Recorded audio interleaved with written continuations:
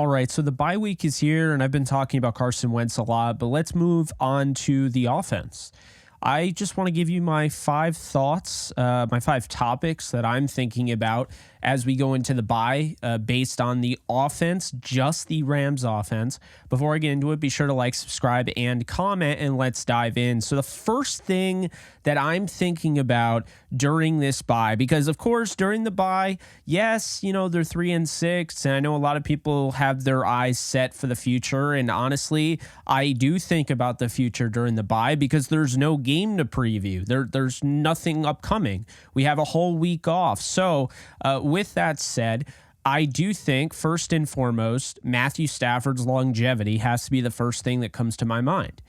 We don't know how long he is going to be around. We don't know. We do know that he signed until 2027. He signed a new deal that would allow him to essentially get out of the deal at age 39 when it's all said and done. However, would he leave a lot of money on the table to retire early at any point? That is the question, because think about this right now. It is not even 2024 yet. Stafford is a Ram contractually until 2027, and then he hits free agency, and who knows? But still, now, normally, talking about quarterbacks that are 35, 36 years old, which he is still 35 years old, talking about a quarterback like that, you wouldn't think right away, oh yeah, you just saw Tom Brady until 46. Aaron Rodgers is pushing 40. You wouldn't expect, Matthew Stafford just hanging up like that. But he's not like your every other quarterback. No, not at all, actually. He has a laundry list of injuries. He has young girls he's going to want to obviously be a father to. And he's got a wife who's very vocal and who has her own podcast and who has expressed concern about him in the past. Now, at the end of the day, this is Matthew Stafford's decision to make, and I would never pressure him, or I would hope the Rams would never pressure him. But it does beg the question, is he going to play until 2027 when he becomes a free agent, or is he going to retire before then? And my guess is that he's going to give it probably another year or two and really consider retirement. I think 2025 could be Stafford's last year, not just with the Rams, just in general, his last year in the NFL. That way he could, enjoy the rest of his life. He's going to be hurting. We already know that. But you don't want anything that's going to be permanent. You don't want to see, God forbid, when you have a spinal cord contusion, it can be very scary. Obviously, the long-term implications there. So you just want him to be okay. I think that's the thing that we need to talk about the most, is that we care more about how, Matthew Stafford's post-football life goes rather than just his football life. So Matthew Stafford's longevity, we don't know, but it's the first thing that I'm thinking about is, what does this look like? Because the Rams, sure enough, are going to want to bring in a new guy. Stetson Bennett was not for the future. Stetson Bennett was supposed to be a career backup, which is good. I like that they addressed the backup quarterback spot. However, right now, we don't know what Stetson Bennett's going to be. We just know that he's not the franchise quarterback, and that's okay.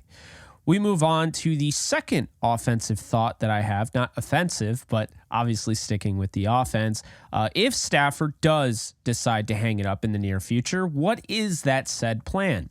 And I think it's a very fair question to ask, because when you look at the Rams, they're going to have an increased spike when you talk about the cap space they'll have in 2024, 2025, and 2026, but they're going to have fewer guys on the roster. So obviously that makes sense, right? Well, the question is, with guys signed like Cooper Kupp and Aaron Donald and so forth, what does it mean should Stafford hang up his cleats early? And what is early? Is it next year? Is it, 2 years from now? Who knows? But first thing, draft a quarterback in the first or second round in 2024. That's the first thing that I hear. That's the first thing I see, is that the Rams will likely draft a quarterback in 2024, regardless if Stafford gives him any inkling that he's going to retire or not. But there is something to be said about drafting a quarterback in 2024, considering the fact that you don't want to end up with a Jordan Love situation that the Packers have, where now you basically have to pay him and you only have 1 year of really getting to see what he can do. So That's not ideal. In a perfect world, 2025, and yeah. But I do think part of me believes that they're at least going to draft a quarterback in the first 3 rounds. And that is why ultimately they decided not to make a trade at the deadline. You could argue trading at the deadline for a Chase Young would have been a bad move. However, Sean McVay kept using the words, they didn't have the resources. They did, actually. They very much could afford him the rest of the season, and they very much can pay him next year. But I think what it comes down to is the Rams want to keep their 3rd round and 2nd rounders open in case they so choose to either pick a quarterback or use one of those picks to trade up. And I've made that very clear. I believe that's exactly why they left those picks open. Keep in mind that 4th rounder is going to go to the Pittsburgh Steelers for Kevin Dotson. So that's something to keep in mind. Now, Carson Wentz is the next one. I know we have already talked about Carson Wentz a ton. We're going to talk about him again. It won't be too long. Don't worry. So Carson Wentz here just made everything very interesting. He kind of screwed up my way too early mock draft because I don't know if the Rams draft a quarterback now signing Carson Wentz. I don't know. That's going to be up in the air. It really depends on if he's brought back. But he is an option to come in and be the starter if Stafford were to hang it up after the season or next season and say, Wentz was around. So he's certainly an option to gloss over, or not gloss over, rather, to think about. A guy who's 30 will be 31 in December. I've already made mention of the Ryan Tannehill effect, Kirk Cousins, Alex Smith. I didn't mention guys like Geno Smith, who at 32, he became the starter for the Seattle Seahawks. Now he's, signed to be their franchise quarterback for the short term anyway. So that's something to be said. But then another one is trade for a young quarterback.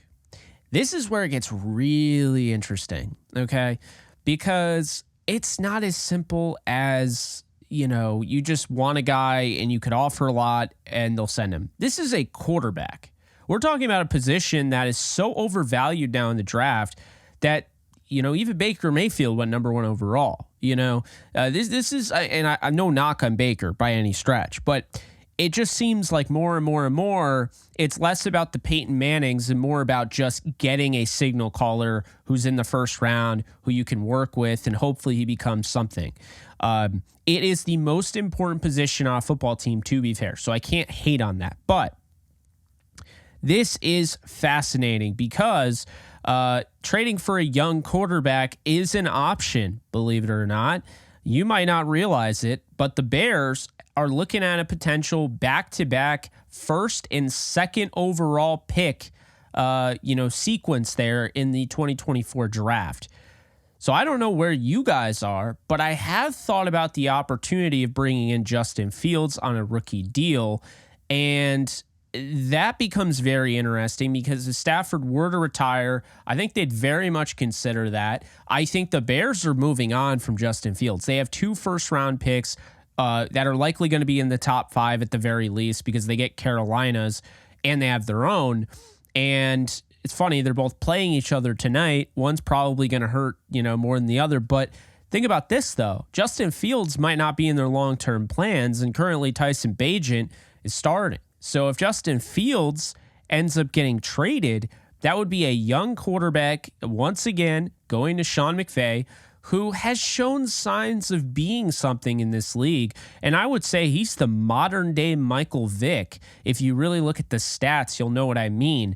So when you watch Justin Fields, there are some issues, but there are definitely a lot of things to work with. And you talk about that mobility that he offers, that running ability. Sean McVay could have his way with defenses, having that ability to make plays off script and to draw up these different run plays. It would also having him help out the run game. And I think that's also another important thing. But would the Bears really trade Justin Fields? I think they would. Would the Rams trade for Justin Fields? I don't know. This, in my opinion, would only happen if 1, Carson Wentz didn't come back, and 2, Matthew Stafford retired. If both of those things happen, I think Justin Fields could be an option in the offseason. Another quarterback, a young quarterback that could get traded, Kenny Pickett of the Pittsburgh Steelers. Now, the question is, how good is Kenny Pickett? Well, he's got the it factor that I don't think many quarterbacks in this league simply have. We could talk about his 3-quarter performance, but in the fourth quarter, he is locked in, he is zeroed in, and he is ready to basically steal your soul. And that's what happened. He put on an absolute clinic against the Rams. He's been doing this throughout his young career. And now the intriguing part is that he would have Sean McVay instead of somebody like Matt Canada. Now, would the Rams trade for him? I think they'd consider it depending, but it, again, would have to mean Stafford retired. It would have to mean that Carson Wentz wasn't brought back and it didn't work out. But would the Steelers trade him?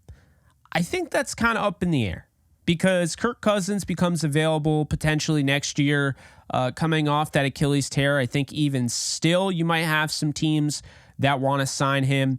And I think the Steelers might also look to trade up and get their guy in this draft. Kenny Pickett's their guy right now, but who knows what happens. Personally, if I'm the Steelers, I'm building around Kenny Pickett. I'm believing in him. He's got the it factor. Just put a decent offensive game plan around him, get a better offensive coordinator, and you have something there.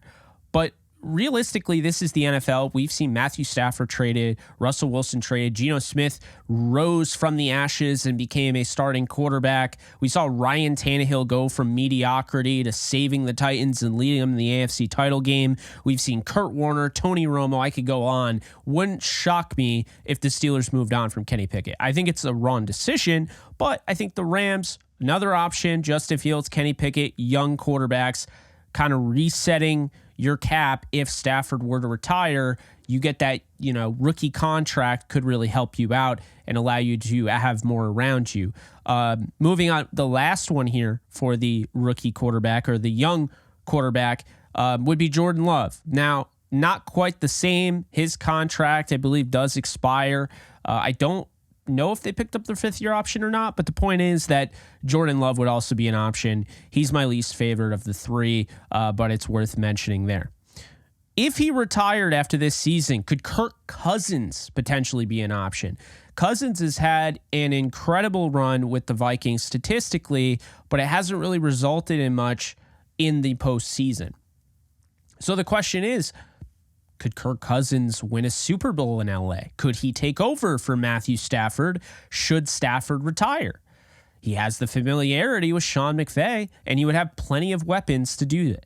To me, I think it's definitely possible if Matthew Stafford retires and Sean McVay wants to stop the bleeding here and really doesn't believe in going out and getting his young quarterback and throwing him into the fire, then you go out, you sign Kirk Cousins, and you draft a quarterback and have him sit behind you have him sit behind Cousins. Now, is this likely? I don't think Stafford retires after this season, but just talking about it, just thinking it through, just going through my thoughts, this is something that came up. Another thing that came up, how about a Baker Mayfield reunion if Stafford retires this year? Now, I personally don't think Baker Mayfield is the greatest option here, but he has that familiarity. He wanted to stay in LA. He chose not to because he wanted to be a starter. If there wasn't a starting job, there's a very good shot he still would have stayed in LA. But he found a starting gig with Tampa. So now that begs the question, as a free agent, if Stafford hung it up, would the Rams just go with familiarity and go with Baker Mayfield instead of bringing back Carson Wentz? Who knows? Personally, I don't think it'd be worth it because I think he would get paid. And I think this would be kind of a last-ditch, desperate attempt to get a quarterback, like a bridge quarterback. I wouldn't love this move, but it's worth mentioning, and so I threw it in there. The third thing that I'm thinking about during this bye based on the offense, who is a part of the future? There's only 2 guys that I really want to see the Rams bring back, and one that has not even played NFL football yet for the Rams. Carson Wentz, I'd love to see him back next year as the backup behind Stafford. Starter if Stafford retires, to be honest with you. But Kevin Dotson should be a no-brainer. Mid-season, all PFF guard. He's the best guard according to PFF in the league. He's been good in pass pro. He's been really good in the run game. To me, it's a no-brainer when it comes to signing Kevin Dotson. You spend a fourth and a fifth on him, go out, pay him, bring him back $10 million a year. You get your franchise guard there next to Steve Avila, next to Rob Havenstein. Then you focus on left tackle and center, which brings me to my next point. My buddy Blaine Grisack over at Turf Show Times tweeted this out. Over the past 2 seasons, a player at left tackle for the Rams has allowed 78 pressures. Andrew Whitworth gave up 84 in his previous 4 seasons combined. So the Rams have a need at left tackle. I think this is actually the number one thing, but I figured I'd wait. The Rams have a need at left tackle, 100%. Have a need at left tackle. Alec Jackson deserves some credit because he filled in at left tackle when he wasn't even supposed to be the guy. There weren't plans when they signed him as a UDFA for him to be the franchise left tackle. That's the thing. So, left tackle's the biggest need. The offense hasn't been the same since Whitworth retired. Stafford hasn't been able to stay healthy since Whitworth retired. He was never properly replaced. Now, to be fair, one would have suspected that or expected that Joe Noteboom, who played well in relief for Andrew Whitworth in the divisional round of the playoffs and during the Super Bowl season, he would be the guy. They paid him to be the guy, but here's the problem is when you get those guys that start the very end of their rookie deal, now you have to pay them without truly seeing a lot out of them. It's very fair to say that Noteboom, they hoped a little bit too much with and didn't realize enough, but also the injuries probably robbed him too. The guy's always hurt, and I think eventually that stuff takes away the talent factor. That takes away the athleticism that you had previously. So I think it's very fair to say that Noteboom had the injuries unfortunately catch up to him, and he hasn't quite lived up to the potential. There's a very good chance he is going to be let go or traded or something at the end of this season. Alec Jackson, again, pretty damn good for a UDFA. You don't normally see UDFA tackles in this league do what he did. But at the same time, he is a liability as of right now. He's a solid backup tackle. Maybe he'd be a better guard, but he is not good enough right now considering the pass rushers he's going to have to face. He's simply not good enough to work as their starting franchise left tackle and to protect the blind spot of either Matthew Stafford, Carson Wentz, or insert young quarterback here. That brings me to my big point. There are 3 great draft prospects in this draft that I think can all play left tackle. J.C. Latham is a, kind of a worth a mention, an honorable mention. Latham, to me, is more of a right tackle only. And when you have Rob Havenstein, it doesn't really make a ton of sense to draft a guy who's more of a right tackle. But he is very good. And he's definitely a top 15 pick in this draft based on what I've seen. However, the 3 great draft prospects I'm talking about are none other than Notre Dame's Joe Alt, Penn State's Olu Fashanu, and of course, you guys know Talise Fuaga from Oregon State. Now, Alt has only given up 1 sack this year and has only given up 4 pressures on top of that. That's 5 fewer than Fashanu and Fuaga. Fuaga and Fashanu haven't given up a sack, though. So these 3 have been so dominant. But the thing that's really fascinating to me, and watching the tape, these are 3 close to elite prospects. I would honestly say they might be all 3 elite by the end of this process. I might grade them as such. But Fashanu is going to be 20 at the start of his rookie year. Alt will be 21. And I believe Fuaga will be 21. So, young, elite, dominant pass protectors, and now here's where the run blocking comes in. Fuaga is the number 1 PFF graded run blocker of all tackles in college football. Alt is 8th, and Fashanu is 48th. So here's the thing. I hear all the time the Rams shouldn't do this, the Rams shouldn't get a tackle because Greg Robinson and Jason Smith. I feel like that's a lazy narrative because Greg Robinson was somewhat of a project. And if you say, well, yeah, they drafted him in the second round or second overall pick, there's no way you could say he was a project. He was. Don't forget, he was a great run blocker in that Auburn offense that helped pave the way for Trey Mason in the ground game. But as a pass protector, he was a project. He was a really, really athletic tackle, and it didn't work out. He didn't have the right habits. He didn't have the great coaching. Maybe Greg Robinson works out with the Rams currently, but that Jeff Fisher bunch of coaching staff that didn't know how to coach offense clearly, that did not know how to develop offensive line, yeah, I'm going to say that wasn't a great situation. I don't think he was a great talent. Then you look at Jason Smith. The guy went over from playing tight end. Then he ends up being pretty good, but that was a product of a weak draft. That was a weak draft. So don't use those two as an argument as to why the Rams should never draft a tackle in the first round again. Especially don't use those two if you're not going to use the why the Rams should draft a left tackle in the first round again. Orlando Pace. So the late 90s, the Rams traded up from 6-1 with the New York Jets to select Orlando Pace. And Orlando Pace was the bookend left tackle, and he was the cornerstone of the greatest show on turf. Now, we just saw Andrew Whitworth later in his career, maybe, but Andrew Whitworth, when he signed with the Rams in 2017, became the cornerstone of the McVay-era Rams. The Rams are 8-18 since the Super Bowl, but everyone likes to use that against Sean McVay, and they don't use it enough about 8-18 without Andrew Whitworth. What we've learned is more importantly than ever. Back in the day, you'd have Bill Walsh using guards that could pull the athleticism and everything, that could pull and cover those guys coming off the edge, right? Now you don't have that as much. Now you need athleticism at left tackle and even right tackle. These pass rushers are getting even scarier.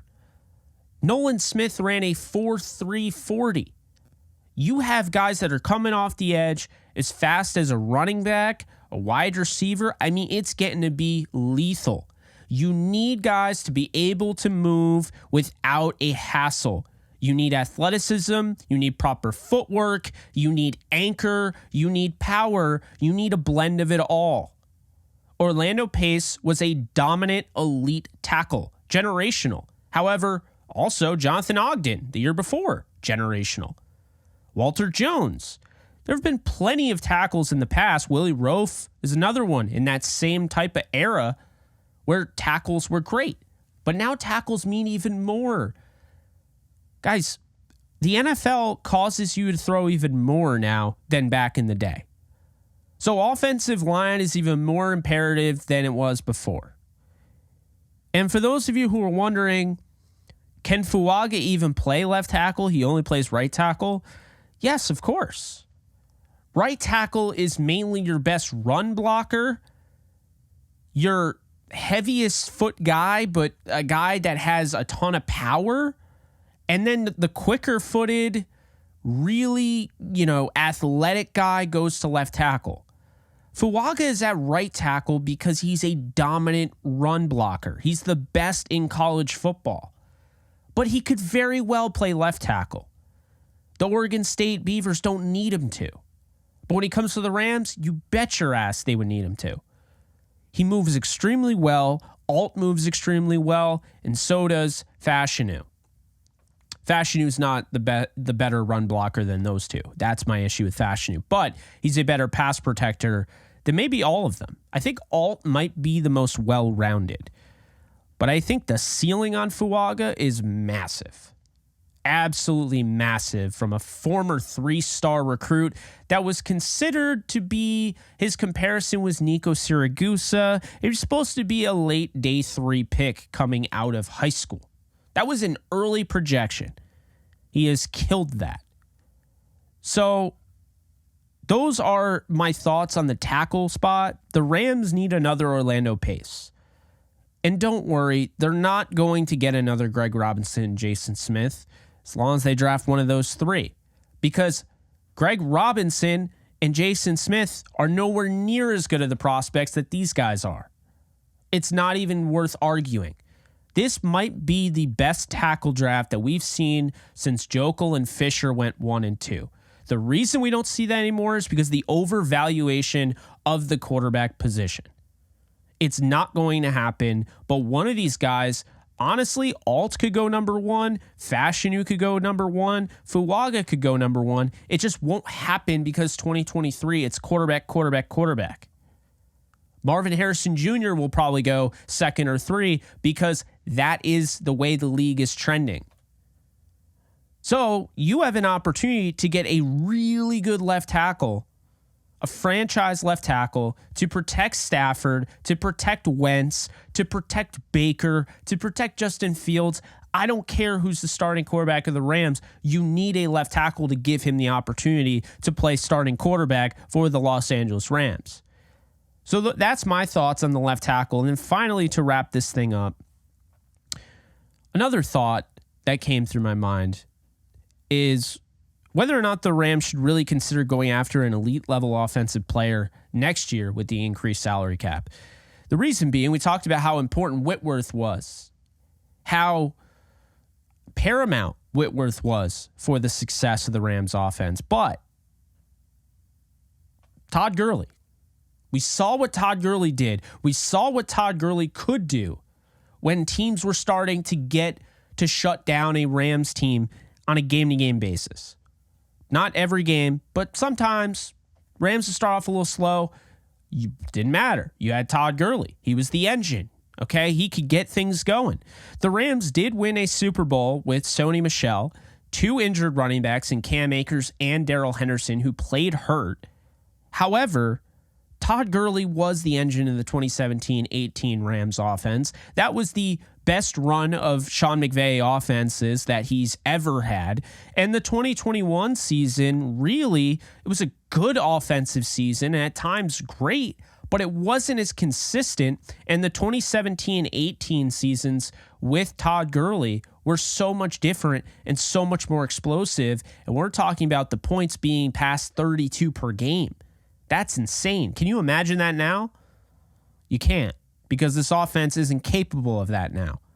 Maybe they are, but still. So my point is, the Rams went out last year, they opened up some eyebrows, and they tried to get Christian McCaffrey before the 49ers one-upped them. Okay, we saw what McCaffrey's done to the 49ers offense. What was McVay admitting to missing Todd Gurley when they went after Christian McCaffrey? Was that an admission of, hey, we need a Todd Gurley for this offense? We need it to keep one step ahead of the defense because every year they're learning more and more and more about us? That's the question. But another thing that I thought of is Mike LaFleur. Mike LaFleur is the offensive coordinator for the New York Jets last year. And at times it was brutal. Whether it was Zach Wilson or Joe Flacco, it wasn't easy. But there were times where they were able to find success. They had a huge win against his brother, Matt LaFleur, ironically, in Green Bay. And a big reason for that was Breece Hall, the rookie running back out of Iowa State. Breece Hall was a receiving back. He was a runner. He had home run hitting ability. He carried their offense. When he tore his ACL, the team completely hit a wall and they did not recover. So Mike LaFleur has seen it with Breece Hall. Sean McVay has seen it with Todd Gurley. And there's a very good chance that right now, this season, they're evaluating whether or not Kyron Williams is that guy. And the question is it even a running back that they would go after? I said offensive weapon. Doesn't necessarily have to be a running back. Is Kyron going to be the number 1 back? Do they add another receiver? I don't know. But I thought about it, and I don't think the Rams need to add a ton on the offensive side. I just think they need to fix left tackle and then upgrade their center, and I think they're probably good. But I can't see the Rams doing that because if you think about it, they're only scoring 21 a game, and we can say the reason is because of the play calling, but they don't plan on passing on the play caller. then what are they going to do? How are they going to change it? They might go and they might decide to get a new player or two in there. So that's the thing, is that I don't know if it's a running back or wide receiver or tight end. But I do know that the Rams are definitely going to look at this. And Josh Jacobs comes to mind, available after the season. Saquon Barkley, Tony Pollard, Austin Eckler, all expected to be free agents. We'll see how that goes. Could the Rams bring in a guy like that? Josh Jacobs' emergence in the passing game this season. He led the league in rushing last season. Saquon Barkley is probably the closest thing we've seen to Todd Gurley. Maybe Bijan Robinson as well. Tony Pollard, not saying they should get Bijan, but Bijan's very close to Todd.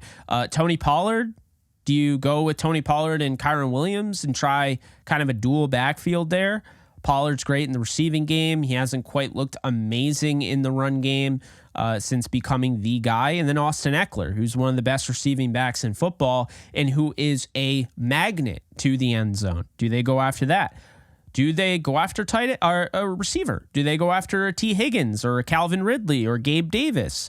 Gabe Davis is interesting because he's 25 years old, very young.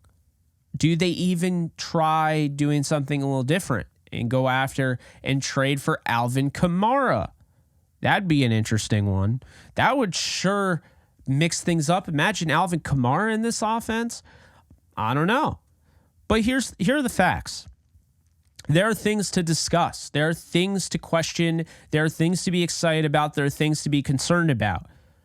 End of the day, the bye week allows you to have these thoughts, allows you to have these thought-provoking conversations. And ultimately, I think it makes you a better fan when you have them. I think it makes you more informed. I think it keeps you ready. There's not going to be any rug pulls. I think we kind of see what could happen here. There are different ways they could go in, but left tackle has to be the first and foremost, in my opinion, it has to be the biggest need first and foremost. They have to go out. They have to get their left tackle in the draft, and they have to make sure if all three of them are available, I want to make sure they get the right one for them. I would not get picky here. Whoever you think is the guy, whoever's going to get it done, get it done. If it's Alt, if it's Fashanu, if it's Fuaga, if you have to trade up for any of them, I'm signing off right now. You can trade away that third round pick and go out and get your left tackle. I have no issues with that. And we'll see with compensatory picks how that whole thing works out as well. But I am feeling good about the Rams in the short term because I do think they could turn this thing around with an easier schedule upcoming. But furthermore, I'm feeling good about the Rams in the long term. I think there's a lot of opportunity here and a lot of different things that they can fix and a lot of options to fix them. It's not as simple as this and this. Unless you're picky, which, I mean, this would be really picky at that point. The Rams, we could all agree, would be fine with either Alt, Fashanu, or Fuaga at left tackle. If that happened and they came out of the bye with one of those guys, I think their offense would go up by 3 points per game, just right off the bat, because it would give them more time. It would give the quarterback more time to throw, whoever the quarterback is, whether it's Stafford or Wentz. And then the run game, if you're talking about Fuaga, oh my Lord, do you get a huge boost in the run game. Same thing with Alt. I still think Fashanu is a solid run blocker. He's just not dominant like the other two. But I just think that right now, the Rams have some things to fix after the season. They can't really fix much now in the middle of the season, but they have a lot of things to fix after the season, and they have a lot of things that they can use to fix them. And that is the greatest thing about this, is that there are a lot of different ways that this can go, and there's going to be a lot of different options. And I am just very curious to see which direction they go in. Do they get a bookend left tackle? That better happen. I'll just say that right now. Who is the franchise quarterback post Matthew Stafford? Is Kevin Dotson a part of the future? He better be. And furthermore, okay, and this is a big one, do the Rams get another offensive weapon, or are they cool riding the wave with Kyron Williams? Are they down with just going with Cooper Kupp, Tutu Atwell, and Puka Nacua? In my opinion, I think they're fine. I think the one thing, if you were going to look at offensive weapon to go out and get, I would try and acquire Kyle Pitts in the offseason. I think Kyle Pitts in this offense, I've said it before, I'll say it again, Kyle Pitts in this offense would be something. If they could get a left tackle and then go out and get Kyle Pitts, this offense would be much better. Those are my last thoughts. So hope you guys enjoyed. I know it was longer. Poured my heart and soul into this one. Everything that was on my mind, you basically just heard in the last 35 minutes. So hope you guys enjoy. Please drop a comment, share this with somebody, go tell somebody about the channel. If you tell one person, if everyone did that, channel would continue to grow on a crazy pace. So again, like, subscribe, comment. Thank you as always, and I'll see you guys soon. Later, folks. Start playing Pick'em or Weekly Fantasy for any sport today, Jake. Users will receive a 100% deposit match up to $100 if they use promo code OTE at sign up. Start playing Pick'em and Weekly Fantasy Football today with Underdog Fantasy. Do you love talking about the Rams, the NFL, or just want to be a part of a community? Join my free Discord server today. We're over 800 members. We got 24/7 live chat, a level 3 boosted server, the ability to call into JE Live, playing online games with us on Kick streams, toggleable alerts for when I go live on YouTube or Kick so you don't miss a live stream, and exclusive giveaways. Click the link in the description, the comments section, or the link that comes up in the video to learn more and join today.